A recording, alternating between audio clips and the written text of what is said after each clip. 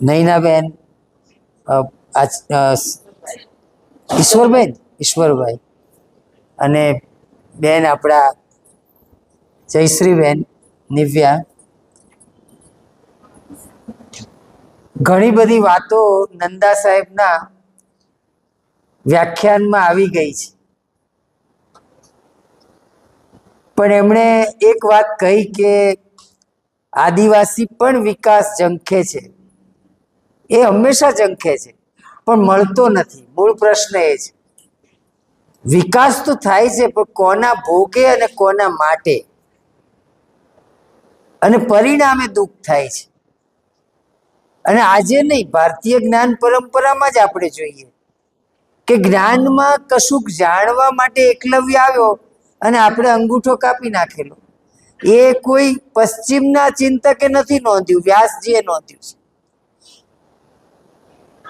તમે જુઓ કે આ ખાંડવ વંશ શું છે. ચાલો, એ તો ભારતીય જ્ઞાન પરંપરામાં છે. અગ્નિને પ્રસન્ન કરવા માટે જંગલ બાળવાનું છે, પણ અગ્નિદેવ બરાબર પ્રસન્ન તો ત્યારે થાય કે એમાંનો કોઈ જીવ તો બહાર ના જાય. એટલે કૃષ્ણ અને અર્જુન એનું ધ્યાન રાખે અને આખું વન બાળે. એમાંથી એક નાગ નીકળી જાય છે, સર્પ નાગ જાતિનો માણસ જે હોય તે, આ બધા રૂપકો હોય, તક્ષક.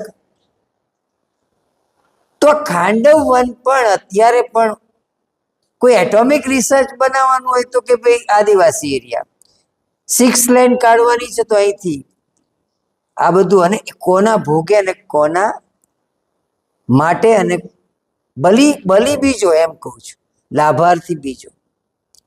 આ જ એક વિરોધાભાસ રહી જાય છે. પરિણામે કેટલાક પ્રશ્નો ઊભા થાય છે. જો આપણે વહેંચતા રહીએ વિકાસને બરાબર તો પ્રશ્ન ન થાય.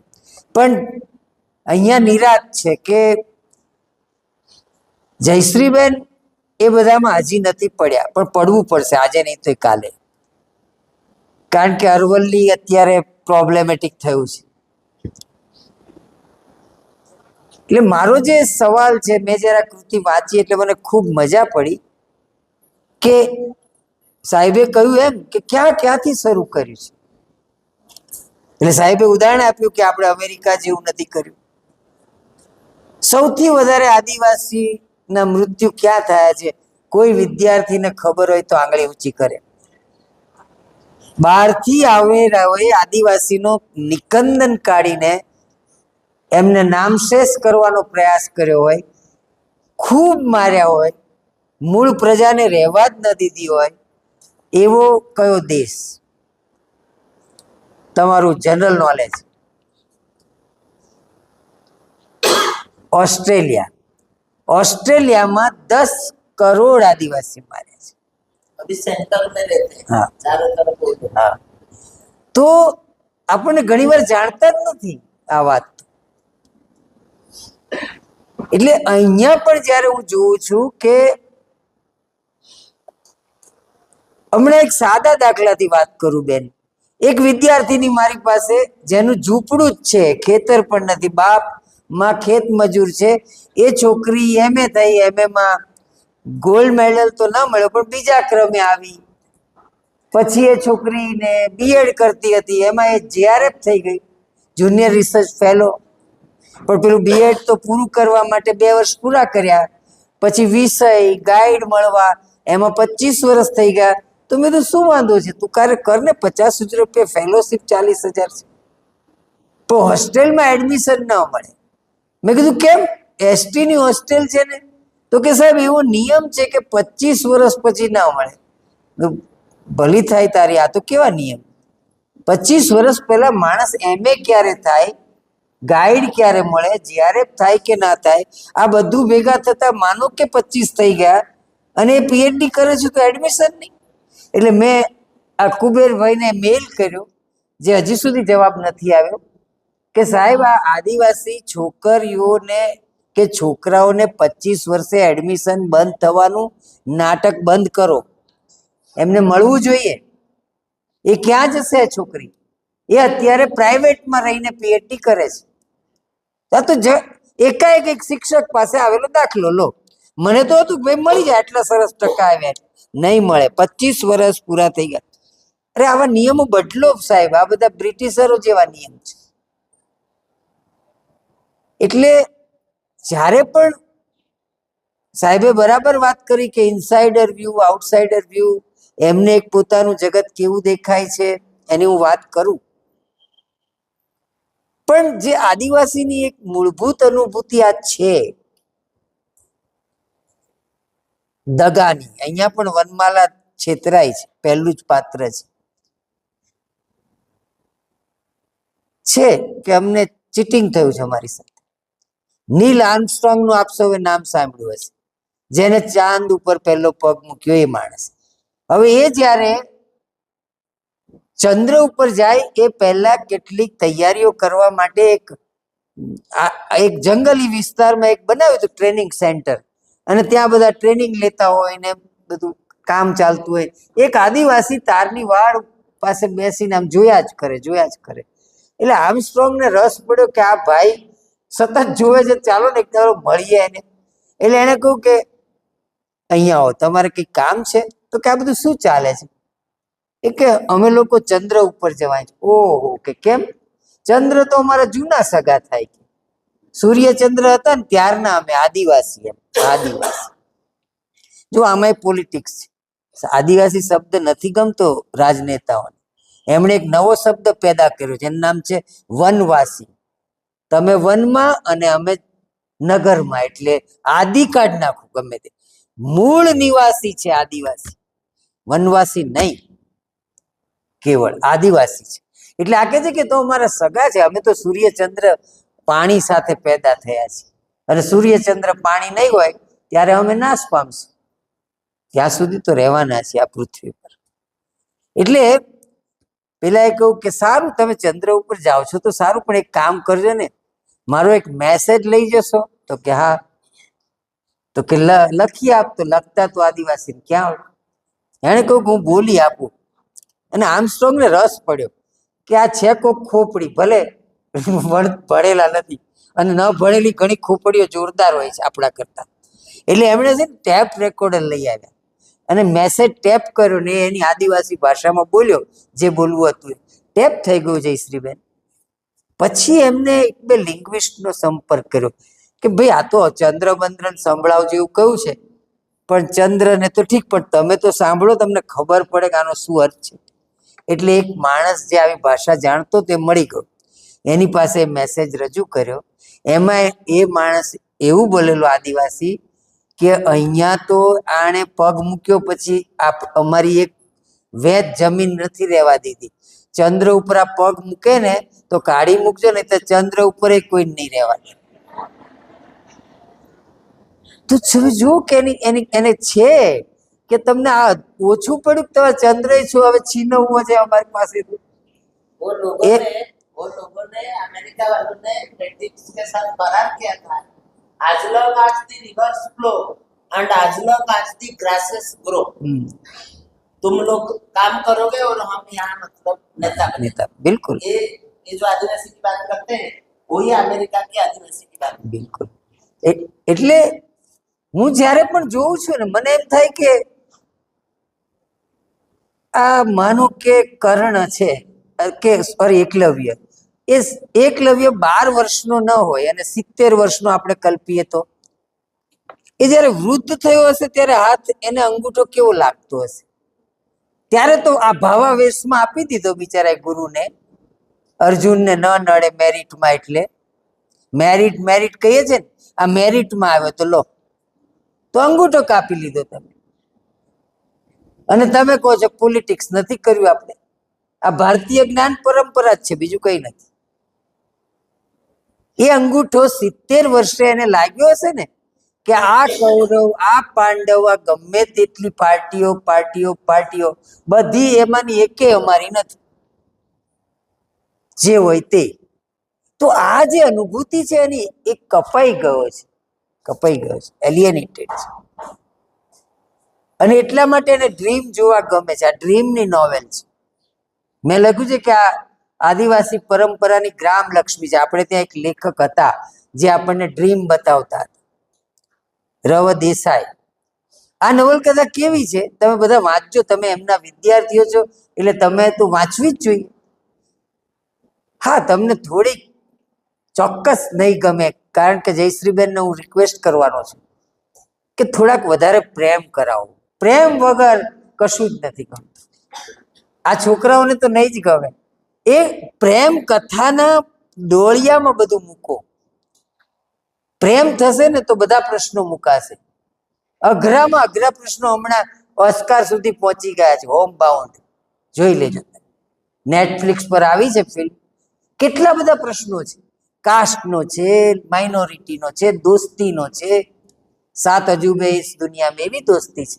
પ્રેમ કથા છે નાનકડી, હોમ બાઉન્ડ. આપણે ગૌરવ લેવા જેવી વાત છે. મધર ઇન્ડિયા, લગાન અને અત્યારે હોમ બાઉન્ડ વિશ્વમાં. તો જયશ્રીબેન થોડાક પ્રેમ પ્રસંગો હોવા જોઈએ. જુવાનિયાઓ પ્રેમ કરે ને એમાંથી એક, એટલે મેં સાહેબનો ફોન આવ્યો ને ત્યારે એક નોવેલ યાદ કરેલી, આદિવાસી નવલકથા. યારુ ઇંગમ, આસામની નવલકથા છે. યારુ ઇંગમનું નામ છે, ગુજરાતી થાય પ્રજાનું રાજ.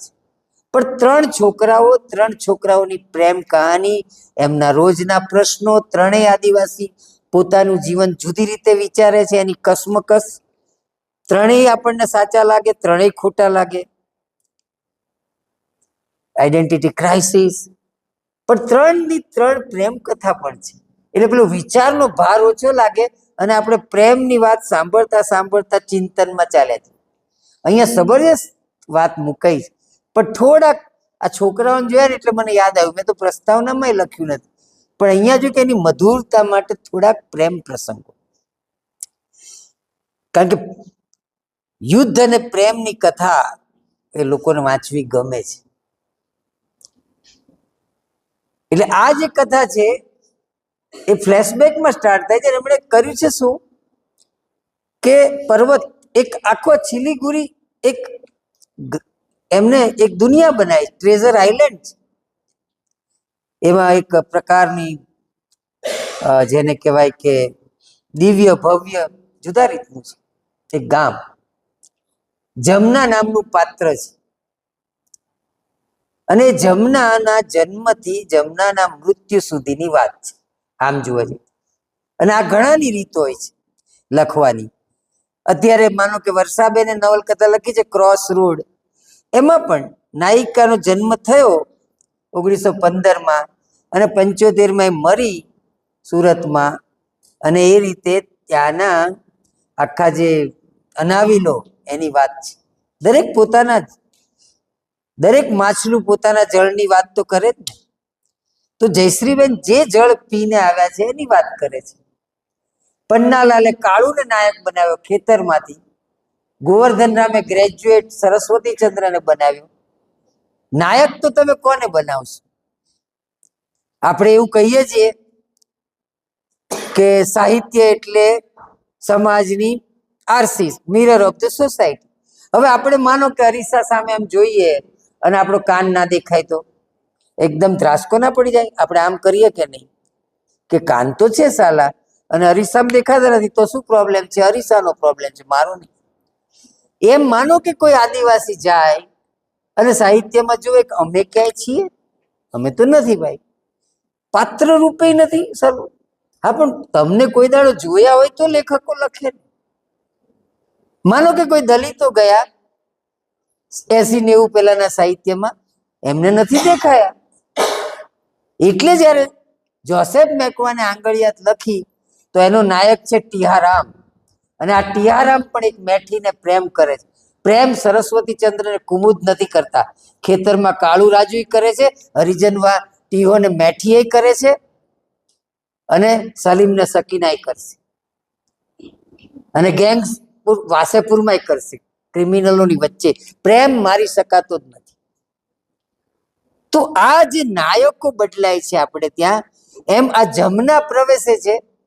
તમે જો ગુજરાતી સાહિત્યમાં લખાઈ થોડીક નવલકથાઓ, પણ આટલી દળદાર નથી લખાઈ. અને મને બીજું પણ કહ્યું જેન્ડરની રીતે કે એ બેન લખે છે ને નાયિકા કેન્દ્રી નવલકથા છે. નાયક કેન્દ્રી નથી. અને આમ પણ મને એકદમ વિચાર અત્યારે જ આવી રહ્યો છે કે માતૃ સંસ્થા એક આદિજાતિમાં હતી, ચિંતા નહોતી પુરુષની. દ્રૌપદી તો સતી સતી આપણે બરાબર છે, પણ પાંચે પાંચ પાંડવોએ બીજા બે ચાર લગ્ન કરેલા. એમાં આપણા ભાઈ ભીમે પેલું જંગલમાં ગયા તો હિડમ્બા ગમી ગઈ, પછી હિડમ્બા ને બેને પ્રેમ થયો તો હિડમ્બા ને કે તને લઈ ના જવાય ને, કારણ કે અમારું તો કેવું ત્યાં ના લઈ જવાય, આદિવાસી પ્રેમિકા થોડી હસ્તિનાપુર લઈ જાય. તો કે છોકરાનું શું થાય કે તમે ચિંતા ના કરતા, અમારે તો સમાજવાદ હોય છે, છોકરું કોના ઘેર મોટું થશે એ નહીં. આમાંય છે ખાખીરો એક છોકરો છે, બીલા નામની એક છોકરીને પટેલ સાથે પ્રેમ છે ને ગર્ભવતી થઈ, દીકરો થયો. સમાજને કોઈ પ્રશ્ન નથી સાહેબ. અને આપણે એમને કોટ અનકોટ શું કહીએ છીએ? પછાત. એમને સુધારવા છે, તમે સુધરો. દહેજ નથી ત્યાં, જાતિવાદ નથી ત્યાં, ગીતા બાઇબલ કુરાન કશુંય નથી. એમનો પોતાનો પ્રકૃતિ સાથેનો એક નાતો છે. એમનો દેવ છે ડુંગર દેવ, જેમાં અમારા પૂર્વજના હાડકા છે. અહીં દટાઈએ છીએ ને અહીંયા ઉગીએ છીએ, જન્મીએ છીએ. ઝાડ ઉગે છે, અમે જન્મીએ છીએ. તો બિલાને કોઈ વાંધો નથી આવતો. બિલાને ઘર જમાઈ છોકરો મળી જાય છે. સંસ્કારીમાં જ આ લોચા છે બધા. દેવદાસ અહીંની વાર્તા છે, રોમિયો જુલિયટ આપણામાં થાય છે. ભદ્ર સમાજ દંભી છે. ત્યાં તો એક લોક સંસ્કૃતિમાં એક ખુલ્લાસ, એક અચાનક આવતી ઘટના તો હું તમને વચ્ચે કહેવા માંગુ છું કે કઈ રીતે એમણે પોતાના સમાજને જોયો છે, નજીકથી દૂરથી. જેમ એમણે કહ્યું ને, ખૂબ દૂરથી. એટલે આમાં પરિકથા હોય છે. મેં તમને કહ્યું કે જન્મે ત્યારથી જ પેલો ડુંગર જમનાને બોલાવે છે કે તું મને ક્યારે મળવા આવીશ. અને જમના માનો કે ડુંગરમાં ગઈ ને તો બધા વૃક્ષો માનવ દેહ ધારણ કરીને ડાન્સ કરે, અને પછી જમના જતી રહે ને એટલે પાછા વૃક્ષ બની જાય. તો આનું નામ સાહિત્ય કહેવાય. એ વૃક્ષ ડાન્સ કરે છે એટલે ખરેખર તમે એની સાથે જાઓ, બોલાવે તો કરશે, તમને દેખાશે. તમને જેને દેખાય એને દેખાય છે. વૃક્ષો સાથે આવી દોસ્તીઓ એને દેખાય છે. સુરેશભાઈ એક તબક્કે જન્મ્યા હતા આદિવાસી વિસ્તારમાં, તો એમના લલિત નિબંધોમાં છે, રીસાયેલું ગુલાબે જોઈ શકે છે. તમારો નાતો કેટલો છે એના ઉપર આધાર છે. તો એ મેં જોયું કે જમના ને કાવડિયા પર્વત સાથે નાતો છે, ડુંગર દિવસ. અને આ જમના જેની દીકરી છે રથા, નામો પણ બધા વિશિષ્ટ છે. પિતા છે ભવાનસિંહ. એ જન્મી ત્યારે એક મહાન વ્યક્તિનું અવતરણ થયું હોય એવું વાતાવરણનું વર્ણન છે. અને આ જમનાના રાયસિંગ સાથે લગ્ન થયેલા, અને રાયસિંગ વહેલા ગયા. પણ જમના કઈ રીતે પોતાનું પોષણ પોતાના પરંપરામાંથી, અને આમણે એમ કહ્યું પરંપરા અને પ્રતિભા, ગાંધીજીને પણ એને સમજવાની કોશિશ કરી. કારણ કે ગાંધીજી કેમ, તમે જુઓ, મને આનંદ થયો ગાંધીજીને જોઈને કે ગાંધીજીમાં એક આ તંતુ હતો, પોતળી પહેરીને ચર્ચિલ પાસે જવાનું આવડી છે, અને પેલો કે આ હાફ નેકેડ ફકીરને હું ના મળું. અને ગાંધી કે હું ટાઈ સુટેડ બુટેડ આવીશ નહીં. અરે પણ ઇંગ્લેન્ડનો વડોપ્રધાનને મળવાના પ્રોટોકોલ હોય, આવી રીતે ના આવાય અર્ધનગ્ન ફકીર. એ કહે છે કે પણ તમે અમારી આ દશા કરી છે, બતાવવા આવ્યો છો, આ દેશમાં કપડું નથી રહેવા દીધું. એક પારસી એમને મળવા આવેલો, હજી તો અમદાવાદમાં પગ જ મૂક્યો હતો. કોચરબમાં આશ્રમ આપ્યો એક ભાઈએ પોતાનું ઘર, અને એક પારસી ટાઈમ્સ ઓફ ઇન્ડિયાનો ઇન્ટરવ્યુ લેવા આવ્યો. એને પૂછ્યું ગાંધીજી ને બધા પ્રશ્નો પૂછ્યા ઇંગ્લિશમાં. તો પેલા એ કહ્યું કે ભાઈ તમે બહુ પૂછપૂછ ઇંગ્લિશ, તું પારસી બાવાજી છે? તો કે હા. તું ગુજરાતી હું ગુજરાતી, તો તાર જે લખવું એ અંગ્રેજીમાં લખજે ને, પણ ગુજરાતીમાં વાતો જ કર થોડી વાર. સ્વભાષા, સ્વદેશ, સ્વરાજ્ય, સર્વોદય, એના વગર ના.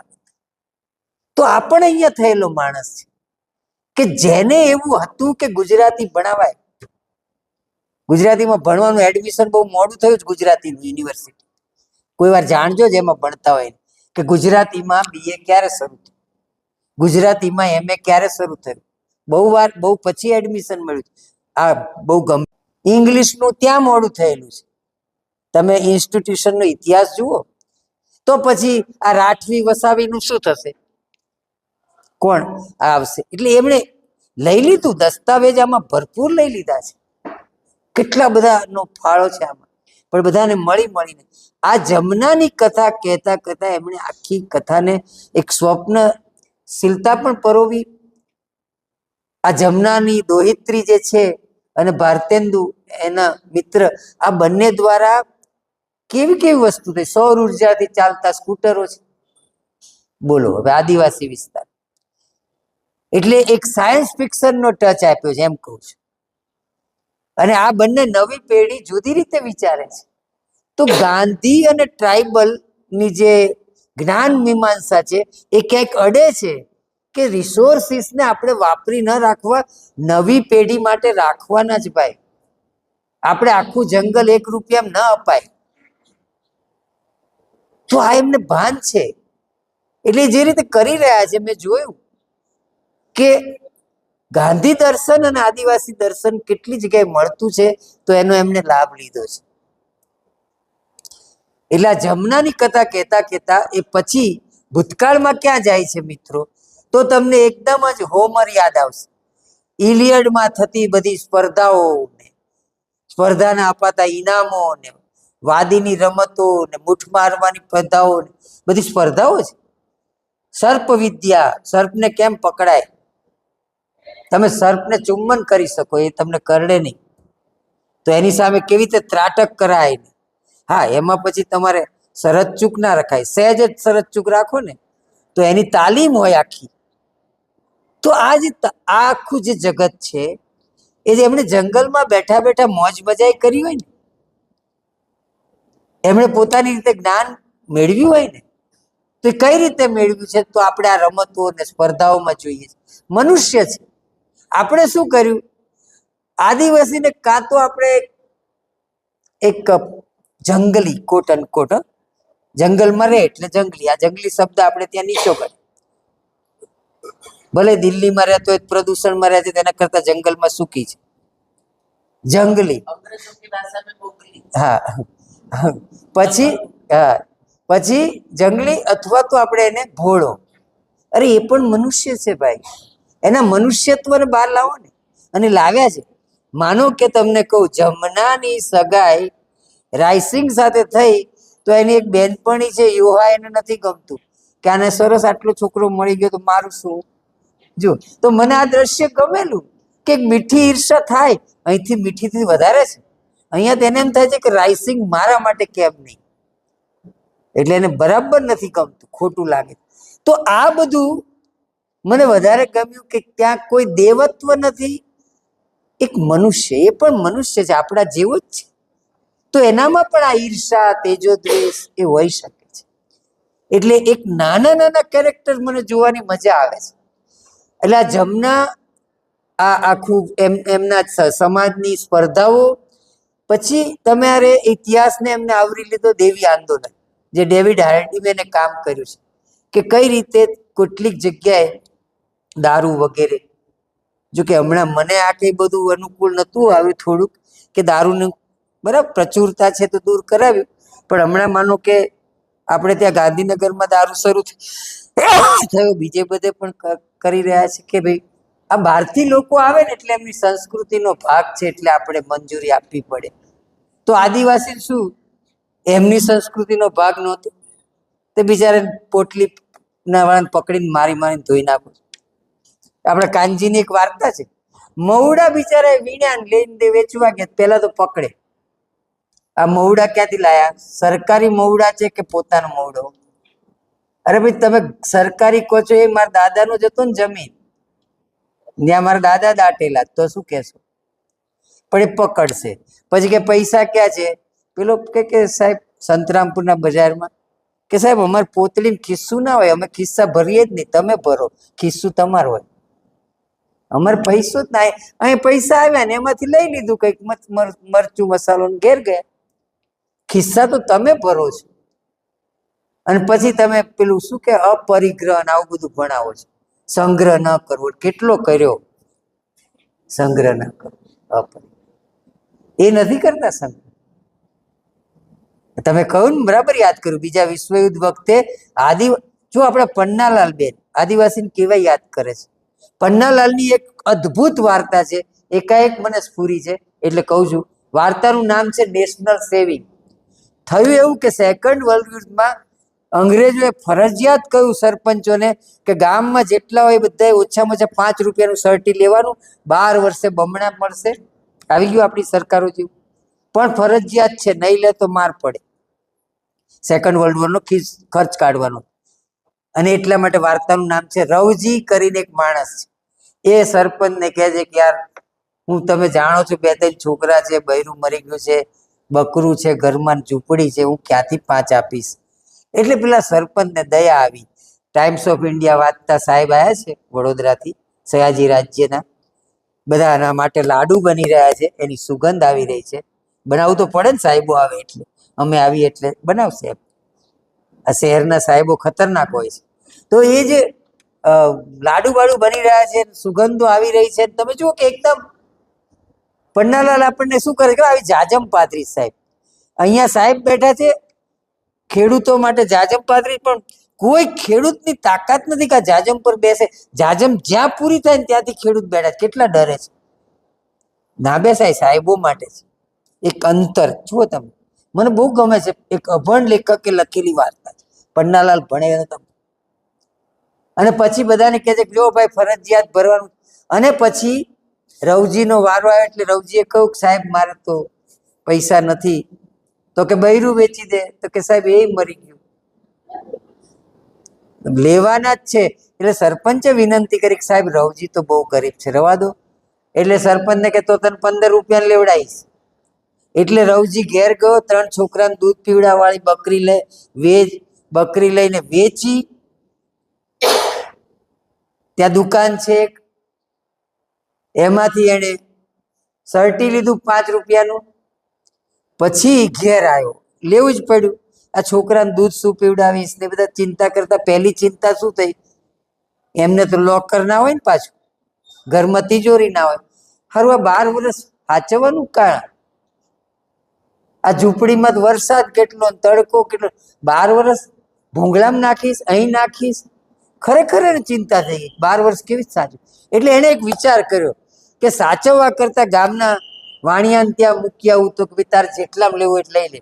એટલે એ તો પહોંચી ગયો અને એને કહ્યું તમારે લેવું છે. તો પેલા વાણિયા ભાઈને સરકાર ઉપર બહુ વિશ્વાસ નહીં હોય એટલે કહ્યું કે સાલું મને પછી 12 વર્ષે બરાબર પૈસા ના મળે તો? એટલે કે જો હું લઉં ખરો પણ 75 પૈસા આપીશ. કેટલા? એટલે 75 એને આપી દીધું કે 75 તો હાથમાં તો આવશે, આ 5 તો હું મૂકીશ ક્યાં સર્ટિફિકેટ.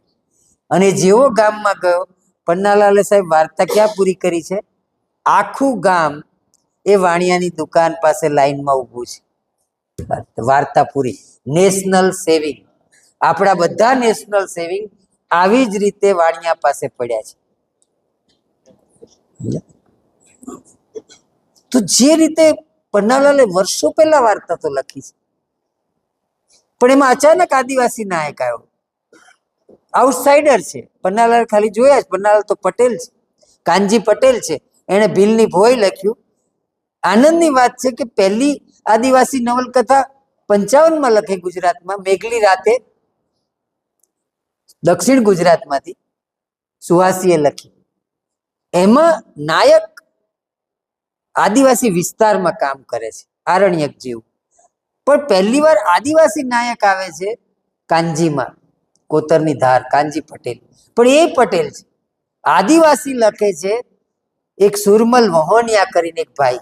એમણે 2 નોવેલ લખી, મંડોળ અને દાપુ. પહેલી વાર આદિવાસીએ કલમ ઉપાડી તીર છોડીને. એટલે હું કહું છું કે જ્યારે તીર છોડીને કલમ ઉપાડશે ત્યારે એમાં તીરની યાદ તો રહેવી જ જોઈએ. એના માટે જળ, જંગલ, જમીન એનું અસ્તિત્વ છે. અત્યારે હું રોજ જોઉં છું, કાલે મારી યુનિવર્સિટીમાં હતું બિરસા મુંડા. એમને મૂર્તિ બનાવીએ છીએ, હાર પહેરાવીએ છીએ. પણ મને તો ભૂલમાં બિરસો જીવતો થઈને જો આવી જાય ને સાહેબ, અને કે મારા જંગલ ક્યાં, મારા આદિવાસી ચમનું છે, તો પછી એક ફેંકી દેશે આ તમારા બધા હાર તુરા. એ કહેશે કે લોચા છે ભાઈ તમારા બે બાબતમાં. તો આને આપણે જે વાત કરીએ છીએ કે તમે બિરસાના, એટલે મહાશ્વેતા દેવી જેમણે આદિવાસીમાં ખૂબ કામ કર્યું, એમણે બિરસા મુંડા ઉપર અરણ્યેર અધિકાર નવલકથા છે, અરણ્યેર અધિકાર. એમણે કેટલીક વાર્તાઓ લખી છે, બહુ ચાહે આદિવાસીઓ એમને. એક બુધન નામના છોકરાને પકડીને મારી નાખ્યો પોલીસોએ કસ્ટડીમાં. એ મરી ગયો કે તાવ આવ્યો તો એમ કહીને પછી છૂટી પડી પોલીસ. તો એમણે મેગેઝિન ચાલુ કર્યું, હમણાં એ જીત્યા. બુધન તો મરી ગયો, કેટલા 95 થયેલો કેસ, અને હજી હમણાં મરતા પહેલા જીત્યા. એ જીત્યા એ દિવસે મેં લેખ કરેલો. આ કેસનું તો આવું હોય સાહેબ. બુધન મેગેઝિન ચાલુ કરેલું એમણે. મેગેઝિનનું નામ જ હતું બુધન. તો આદિવાસી વતી બોલનારા આ મહાશ્વેતા દેવી, આ કાનજીએ અત્યારે ભારતભરના આદિવાસીઓની કવિતાનો સંચય કર્યો છે. અનુત્તરિત લોક વાંચવા જેવો છે. તો આ બધામાં બહેનનું જે કામ છે એ કામ એક વિશિષ્ટ છે. એમ કહું છું કે નાની નાની દાપુ ને મંડોળ આવી હતી, પણ આ નવલકથા એકદમ તમે જુઓ દળદાર છે. અનેક પાત્રો છે, અનેક ક્રિયાકાંડો છે, અનેક વિધિઓ છે, સ્વપ્નો છે અને ભવિષ્ય છે. એટલે ભવિષ્ય વિના ભૂતકાળની વાત નથી કરી અને કરાય પણ નહીં. નહીતર તમે અતીત ખોર થઈ જાઓ. ઘણા કાયમ માટે ભૂતકાળની જ વાત કરે. અમારા દાદાને છે ને 12 માળનું મકાન હતું, પણ તારી પાસે શું છે? અત્યારની સાથે જોડો. ઇતિહાસ એકલો નહીં, નહીતર અતીત ખોર થઈ જશું. આપણે અતીત ખોર નથી જવું, આપણે ભવિષ્ય ધર્મી ઇતિહાસ લખવો છે, પોઝિટિવ ઇતિહાસ. ઇતિહાસના વારસદાર હોવું ખતરનાક છે, નીત્સેનું વાક્ય છે. કારણ કે ઇતિહાસમાં સદીઓનું ગાંડ પણ પડ્યું છે અને સદીઓનું ડાપણ પણ પડ્યું છે. વિઝડમ ઓફ ધ સેન્ચુરી અને મેડનેસ ઓફ ધ સેન્ચુરી. તમારે શું લેવું છે તમે નક્કી કરો. આ દેશમાં જગન્નાથ અને દારાસિકા ભાઈબંધ હતા, ગુરુ શિષ્ય હતા. દારાસિકા પાસેથી ફારસી શીખ્યા પંડિત જગન્નાથ, અને જગન્નાથ પાસેથી દારાસિકા સંસ્કૃત શીખ્યા અને બધા ઉપનિષદનો અનુવાદ કર્યો. અને નવી વાત તો એ પાછી આપું પ્રેમ કરું છું. પંડિત જગન્નાથ શીખવવા ગયા ને શાહજહાન દરબારમાં દારાસિકાને, તે એક મોગલ કન્યા સાથે પાછા પ્રેમમાં પડી ગયા અને બે પરણ્યા. આ બાજુ બ્રાહ્મણો વિરોધ કરે, આ બાજુ ઔરંગઝેબ વિરોધ કરે. બે જણા રાજસ્થાન ભાગી ગયા. પ્રેમીઓ તો ભાગી જ જાય ને. નામ પણ સરસ રાખ્યું પછી કવિએ, લવંગિકા એ છોકરીનું. પણ આપણા પંડિતે પણ પ્રેમ કર્યો હતો, રસ ગંગાધરના લેખ. તો તમે યાદ કરો ને જગન્નાથને પણ, તમે યાદ કરો દારાસિકાને. ઇતિહાસમાં આવું બધું છે. તો આપણે ભવિષ્યમાં જવું હોય, બરાબર સાહેબે કહ્યું કે મેં એમને કહું કે ઇતિહાસમાં જાઓ. જેણે લાંબો કૂદકો, હનુમાન કૂદકો મારવો હોય એને થોડાક પગલા પાછળ જવું પડે. લાંબો કૂદકો ઊભા ઊભા ના મરાય. જાઓ પાછળ, પણ જોઈને જાઓ કે પાછળ ખાડો નથી. એવી જગ્યાએ જાઓ કે પાછળ જમીન આપણને પાડી ના દે. ઇતિહાસના ગાંડપણમાં નહીં, ઇતિહાસના ડાપણમાં જાય. તો આ રીતે ભૂતકાળથી ચાલતી ભવિષ્ય સુધી પહોંચતી, અનેક પાત્રોમાં રાજતી, અનેક રહસ્યવાદી ક્રિયાઓ બતાવતી, અનેક બોલીઓમાં પ્રવર્તતી, ગદ્ય પણ સરસ છે, મેં મારા લેખમાં બતાવ્યું છે. તો એ રીતે આ નવલકથાનું હું ખૂબ સ્વાગત કરું છું અને એમને ખૂબ શુભેચ્છા આપું છું કે તમે હજુ પણ ઝીણી નજરે આદિવાસીને જુઓ. અને તમે ઇન્સાઇડર છો એટલે ઇન્સાઇડરને બધી પૂરી રીતે જુઓ કે ક્યાંક અંગૂઠો કપાયો છે તો પણ દોસ્તી તો કરીએ, પણ એ સમજીને ખાંડવવન બળ્યું છે, બરાબર છે, ભૂલી જઈએ ચાલો, પણ એને હજુ પણ એવો અનુભવ ન થાય. કાલે હું એક છોકરાને મારતો જોતો હતો પોલીસને, આમ ગોચરની જમીન એક ઝાડને વળગીને ઊભો હતો આ અરવલ્લીમાં. એટલે મને એમ થાય કે પોલીસની સત્તા જ શેના માટે છે? આપણું રક્ષણ કરવા માટે. અને પેલો ઝાડનું રક્ષણ કરે છે ને માર ખાય છે.